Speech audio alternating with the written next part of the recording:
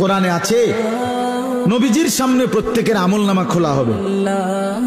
ওয়াজিনা বিকা আলা হাউলা'i শাহীদা, নবীজিকে আল্লাহ বলছে আপনার সামনে উপস্থিত রাইখা আমি দেখাবো। নবীজি আমলনামা দেখে আল্লাহর নবী জিজ্ঞেস করবে উম্মত এটা কি? উম্মত দিনের পর দিন ফজরের নামাজ কোথায়, জোহরের নামাজ কোথায়? উম্মত 30 বছরের ব্যবসার মধ্যে একটা হালাল নাই।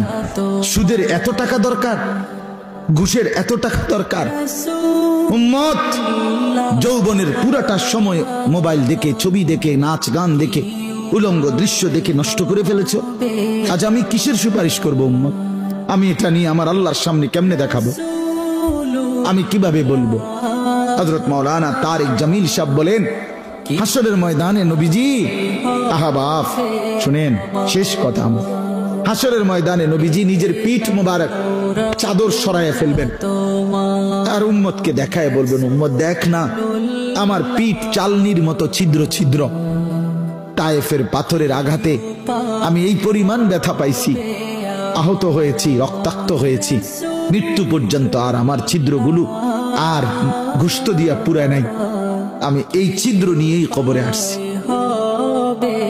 আমার 23 বছরের এই কষ্ট, এই আমানত, আমার উহুদের দান শহীদ, আমার পেটে পাথর বাঁধা, আমার সাহাবীদের এই শাহাদাত, আমার বেলালের এত কষ্ট, খাব্বাবের এত জুলুম নির্যাতন সহ্য করা, বিনিময় উম্মত কি নিয়ে আসছে?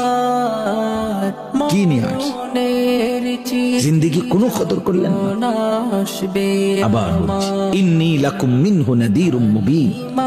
আল্লাহ বলছে নবী শুনাইছে 2 বার, পর পর 2 বার বলছে উম্মত আমি কিন্তু ভয় প্রদর্শন করলাম।